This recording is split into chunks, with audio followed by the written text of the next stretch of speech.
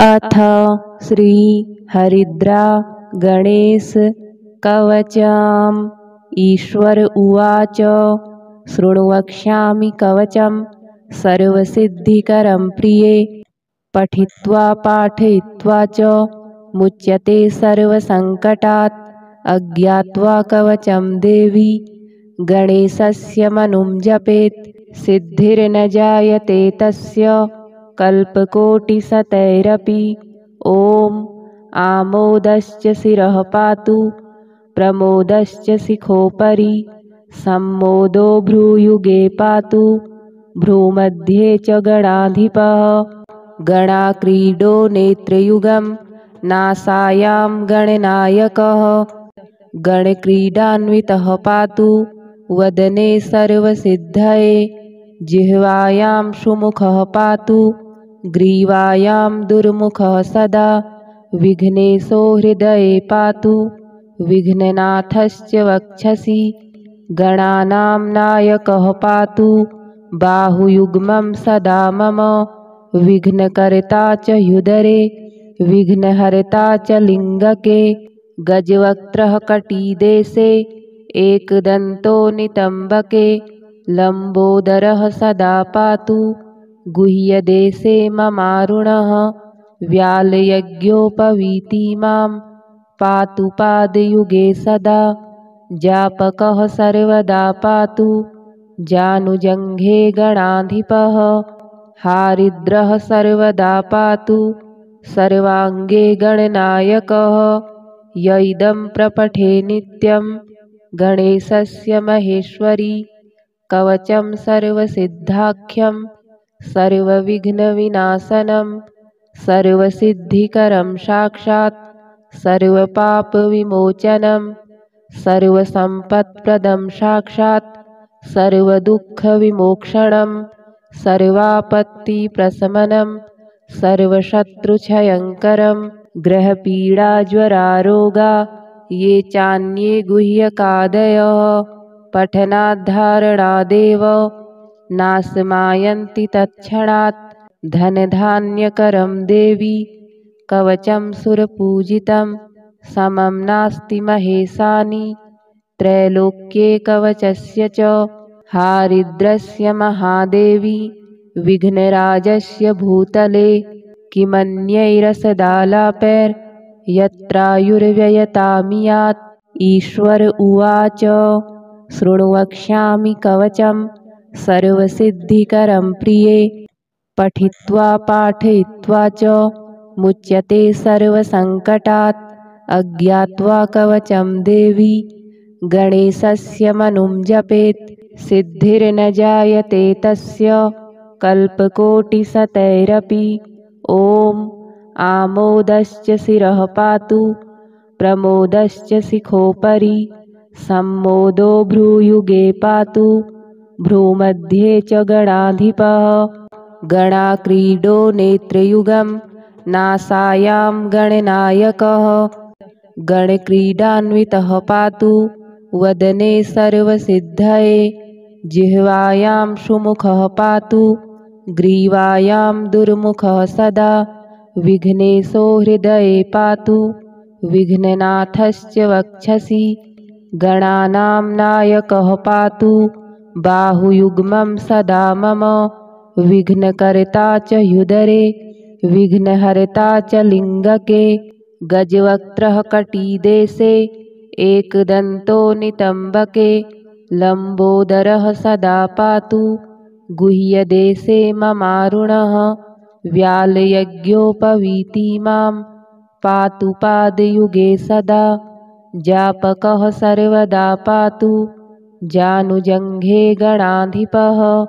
हारिद्रः सर्वदा पातु सर्वाङ्गे गणनायकः। य इदं प्रपठे नित्यं गणेशस्य महेश्वरी। कवचं सर्वसिद्धाख्यं सर्वविघ्नविनाशनं। सर्वसिद्धिकरं साक्षात् सर्वपापविमोचनं। सर्वसम्पत्प्रदं साक्षात् सर्वदुःखविमोक्षणं। सर्वापत्तिप्रशमनं सर्वशत्रुक्षयङ्करं। ग्रहपीडाज्वरारोगा ये चान्ये गुह्यकादयः पठनाद्धारणादेव नाशमायन्ति तत्क्षणात् धनधान्यकरं देवी कवचं सुरपूजितं समं नास्ति महेशानि त्रैलोक्ये कवचस्य च हारिद्रस्य महादेवी विघ्नराजस्य भूतले किमन्यैरसदालापैर्यत्रायुर्व्ययतामियात् ईश्वर उवाच शृणु वक्ष्यामि कवचं सर्वसिद्धिकरं प्रिये पठित्वा पाठयित्वा च मुच्यते सर्वसङ्कटात् अज्ञात्वा कवचं देवी गणेशस्य मनुं जपेत् सिद्धिर्न जायते तस्य कल्पकोटिशतैरपि ॐ आमोदश्च शिरः पातु प्रमोदश्च शिखोपरि सम्मोदो भ्रूयुगे पातु भ्रूमध्ये च गणाधिपः गणाक्रीडो नेत्रयुगं नासायां गणनायकः गणक्रीडान्वितः पातु वदने सर्वसिद्धये जिह्वायां सुमुखः पातु ग्रीवायां दुर्मुखः सदा विघ्नेशो हृदये पातु विघ्ननाथश्च वक्षसि गणानां नायकः पातु बाहुयुग्मं सदा मम विघ्नकर्ता च ह्युदरे विघ्नहर्ता च लिङ्गके गजवक्त्रः कटिदेशे एकदन्तो नितम्बके लम्बोदरः सदा पातु गुह्यदेशे ममारुणः व्यालयज्ञोपवीतिमां पातु पादयुगे सदा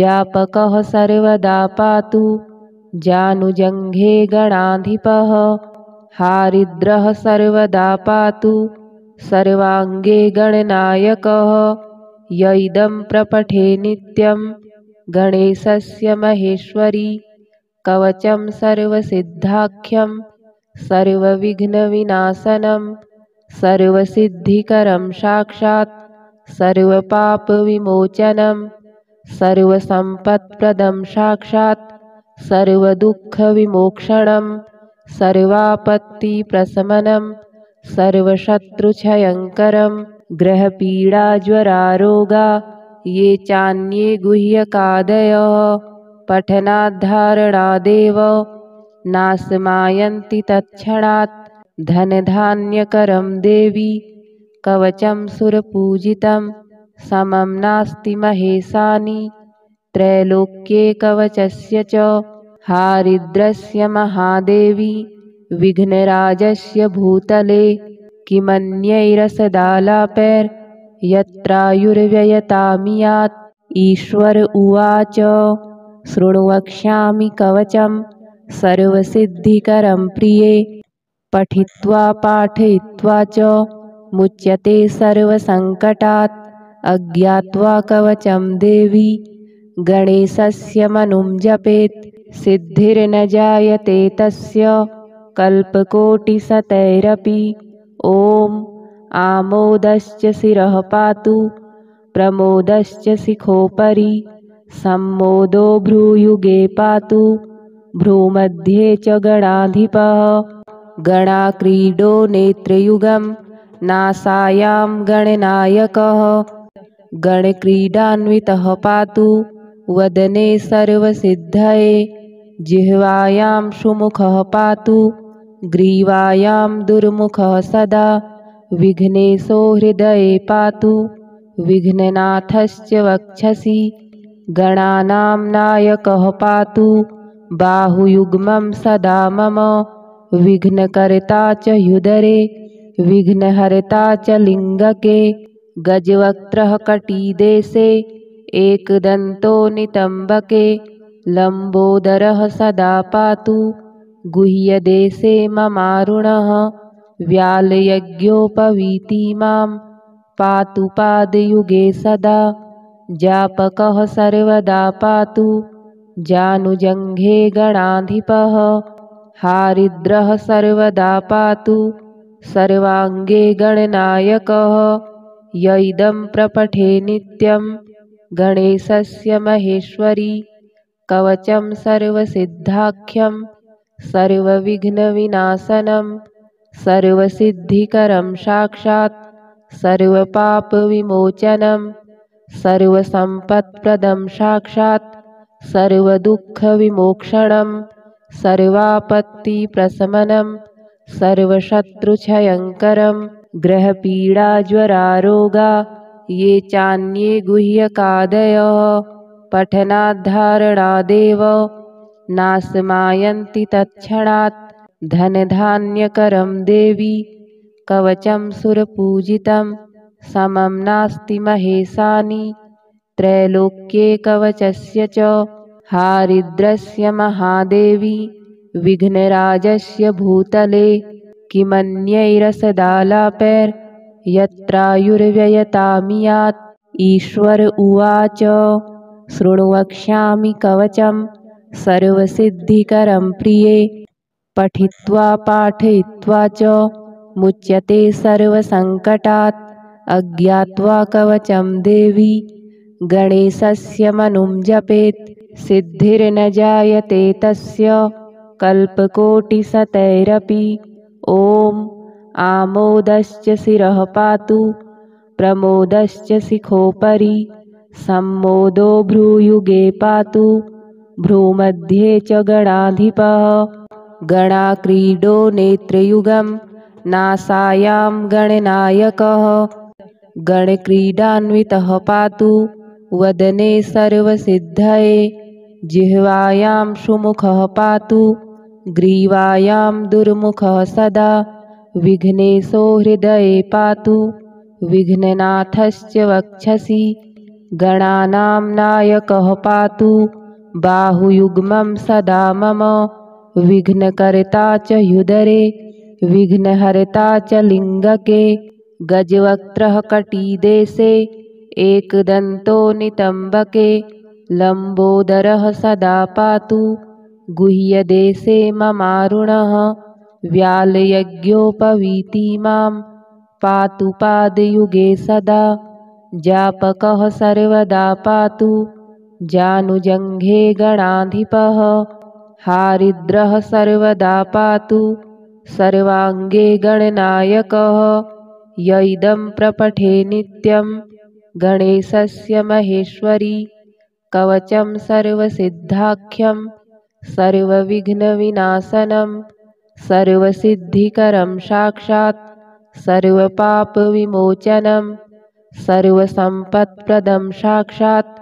सर्वदुःखविमोक्षणं सर्वापत्तिप्रशमनं सर्वशत्रुक्षयङ्करं ग्रहपीडाज्वरारोगा ये चान्ये गुह्यकादयः पठनाद्धारणादेव नाशमायन्ति तत्क्षणात् धनधान्यकरं देवी कवचं सुरपूजितं समं नास्ति महेशानि त्रैलोक्ये कवचस्य च हारिद्रस्य महादेवी विघ्नराजस्य भूतले किमन्यैरसदालापैर्यत्रायुर्व्ययतामियात् ईश्वर उवाच शृणु वक्ष्यामि कवचं सर्वसिद्धिकरं प्रिये पठित्वा पाठयित्वा च मुच्यते सर्वसङ्कटात् अज्ञात्वा कवचं देवी गणेशस्य मनुं जपेत्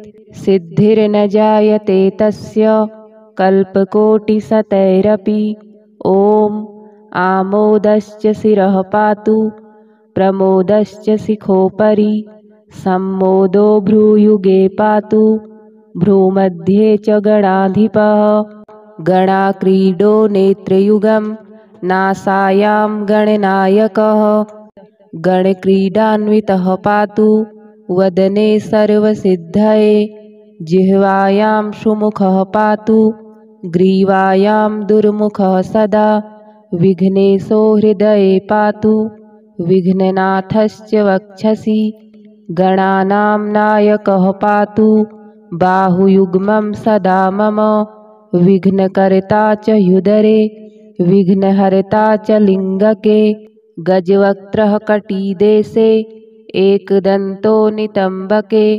लम्बोदरः सदा पातु गुह्यदेशे ममारुणः व्यालयज्ञोपवीति मां पातु पादयुगे सदा जापकः सर्वदा पातु जानुजङ्घे गणाधिपः हारिद्रः सर्वदा पातु सर्वाङ्गे गणनायकः य इदं प्रपठे नित्यं गणेशस्य महेश्वरी कवचं सर्वसिद्धाख्यं सर्वविघ्नविनाशनं सर्वसिद्धिकरं साक्षात् सर्वपापविमोचनं सर्वसम्पत्प्रदं साक्षात् सर्वदुःखविमोक्षणं सर्वापत्तिप्रशमनं सर्वशत्रुक्षयङ्करं ग्रहपीडाज्वरारोगा ये चान्ये गुह्यकादयः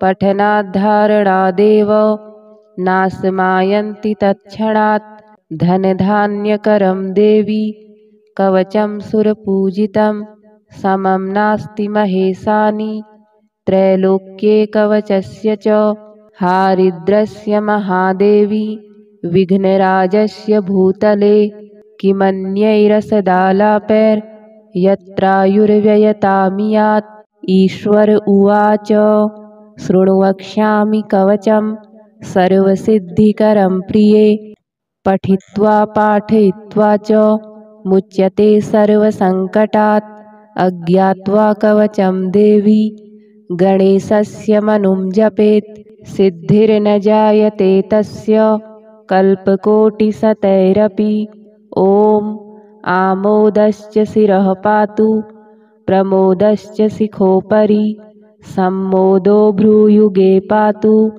भ्रूमध्ये च गणाधिपः गणाक्रीडो नेत्रयुगं नासायां गणनायकः गणक्रीडान्वितः पातु वदने सर्वसिद्धये जिह्वायां सुमुखः पातु ग्रीवायां दुर्मुखः सदा विघ्नेशो हृदये पातु विघ्ननाथश्च वक्षसि गणानां नायकः पातु बाहुयुग्मं सदा मम विघ्नकर्ता च ह्युदरे विघ्नहर्ता च लिङ्गके गजवक्त्रः कटिदेशे एकदन्तो नितम्बके लम्बोदरः सदा पातु गुह्यदेशे ममारुणः व्यालयज्ञोपवीति मां पातु पादयुगे सदा जापकः सर्वदा पातु जानुजङ्घे गणाधिपः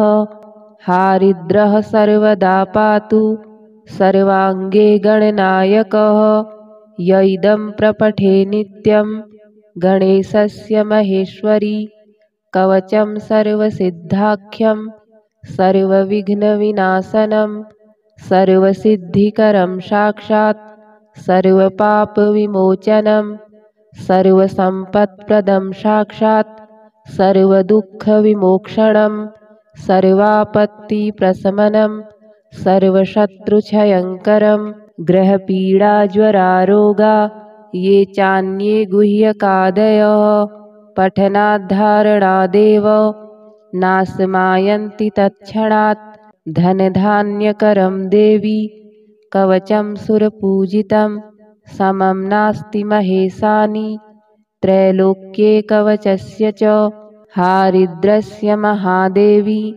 विघ्नराजस्य भूतले किमन्यैरसदालापैर्यत्रायुर्व्ययतामियात् ईश्वर उवाच शृणु वक्ष्यामि कवचं सर्वसिद्धिकरं प्रिये पठित्वा पाठयित्वा च मुच्यते सर्वसङ्कटात् अज्ञात्वा कवचं देवी गणेशस्य मनुं जपेत् सिद्धिर्न जायते तस्य कल्पकोटिशतैरपि ॐ आमोदश्च शिरः पातु प्रमोदश्च शिखोपरि सम्मोदो भ्रूयुगे पातु भ्रूमध्ये च गणाधिपः गणाक्रीडो नेत्रयुगं नासायां गणनायकः गणक्रीडान्वितः पातु वदने सर्वसिद्धये जिह्वायां सुमुखः पातु ग्रीवायां दुर्मुखः सदा विघ्नेशो हृदये पातु विघ्ननाथश्च वक्षसि गणानां नायकः पातु बाहुयुग्मं सदा मम विघ्नकर्ता च ह्युदरे विघ्नहर्ता च लिङ्गके गजवक्त्रः कटिदेशे एकदन्तो नितम्बके लम्बोदरः सदा पातु गुह्यदेशे ममारुणः व्यालयज्ञोपवीति मां पातु पादयुगे सदा जापकः सर्वदा पातु जानुजङ्घे गणाधिपः हारिद्रः सर्वदा पातु सर्वाङ्गे गणनायकः य इदं प्रपठे नित्यं गणेशस्य महेश्वरी कवचं सर्वसिद्धाख्यं सर्वविघ्नविनाशनं सर्वसिद्धिकरं साक्षात् सर्वपापविमोचनं सर्वसम्पत्प्रदं साक्षात् सर्वदुःखविमोक्षणं सर्वापत्तिप्रशमनं सर्वशत्रुक्षयङ्करं ग्रहपीडाज्वरारोगा ये चान्ये गुह्यकादयः पठनाद्धारणादेव नाशमायन्ति तत्क्षणात् धनधान्यकरं देवी कवचं सुरपूजितं समं नास्ति महेशानि त्रैलोक्ये कवचस्य च हारिद्रस्य महादेवी विघ्नराजस्य भूतले किमन्यैरसदालापैर्यत्रायुर्व्ययतामियात् ईश्वर उवाच शृणु वक्ष्यामि कवचं सर्वसिद्धिकरं प्रिये पठित्वा पाठयित्वा च मुच्यते सर्वसङ्कटात् अज्ञात्वा कवचं देवी गणेशस्य मनुं जपेत् सिद्धिर्न जायते तस्य कल्पकोटिशतैरपि ॐ आमोदश्च शिरः पातु प्रमोदश्च शिखोपरि सम्मोदो भ्रूयुगे पातु भ्रूमध्ये च गणाधिपः गणाक्रीडो नेत्रयुगं नासायां गणनायकः गणक्रीडान्वितः पातु वदने सर्वसिद्धये जिह्वायां सुमुखः पातु ग्रीवायां दुर्मुखः सदा विघ्नेशो हृदये पातु विघ्ननाथश्च वक्षसि गणानां नायकः पातु बाहुयुग्मं सदा मम विघ्नकर्ता च ह्युदरे विघ्नहर्ता च लिङ्गके गजवक्त्रः कटिदेशे एकदन्तो नितम्बके लम्बोदरः सदा पातु गुह्यदेशे ममारुणः व्यालयज्ञोपवीति मां पातु पादयुगे सदा जापकः सर्वदा पातु जानुजङ्घे गणाधिपः हारिद्रः सर्वदा पातु सर्वाङ्गे गणनायकः य इदं प्रपठे नित्यं गणेशस्य महेश्वरी कवचं सर्वसिद्धाख्यं सर्वविघ्नविनाशनं सर्वसिद्धिकरं साक्षात् सर्वपापविमोचनं सर्वसम्पत्प्रदं साक्षात् सर्वदुःखविमोक्षणं सर्वापत्तिप्रशमनं सर्वशत्रुक्षयङ्करं ग्रहपीडाज्वरारोगा ये चान्ये गुह्यकादयः पठनाद्धारणादेव नाशमायन्ति तत्क्षणात् धनधान्यकरं देवी कवचं सुरपूजितं समं नास्ति महेशानि त्रैलोक्ये कवचस्य च हारिद्रस्य महादेवी विघ्नराजस्य भूतले किमन्यैरसदालापैर्यत्रायुर्व्ययतामियात् ईश्वर उवाच शृणु वक्ष्यामि कवचं सर्वसिद्धिकरं प्रिये पठित्वा पाठयित्वा च मुच्यते सर्वसङ्कटात् अज्ञात्वा कवचं देवी गणेशस्य मनुं जपेत् सिद्धिर्न जायते तस्य कल्पकोटिशतैरपि। ॐ आमोदश्च शिरः पातु प्रमोदश्च शिखोपरि। सम्मोदो भ्रूयुगे पातु भ्रूमध्ये च गणाधिपः। गणाक्रीडो नेत्रयुगं नासायां गणनायकः। गणक्रीडान्वितः पातु वदने सर्वसिद्धये। जिह्वायां सुमुखः पातु ग्रीवायां दुर्मुखः सदा। विघ्नेशो हृदये पातु विघ्ननाथश्च वक्षसि। गणानां नायकः पातु बाहुयुग्मं सदा मम। विघ्नकर्ता च ह्युदरे विघ्नहर्ता च लिङ्गके। गजवक्त्रः कटिदेशे एकदन्तो नितम्बके। लम्बोदरः सदा पातु गुह्यदेशे ममारुणः। व्यालयज्ञोपवीति मां पातु पादयुगे सदा। जापकः सर्वदा पातु जानुजङ्घे गणाधिपः। हारिद्रः सर्वदा पातु सर्वाङ्गे गणनायकः।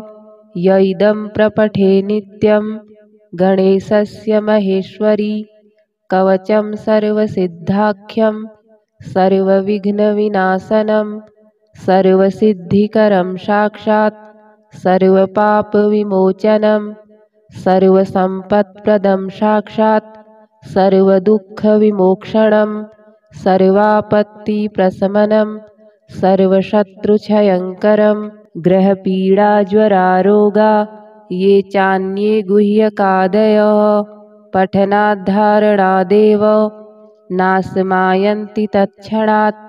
धनधान्यकरं देवी कवचं सुरपूजितं। समं नास्ति महेशानि त्रैलोक्ये कवचस्य च। हारिद्रस्य महादेवी विघ्नराजस्य भूतले।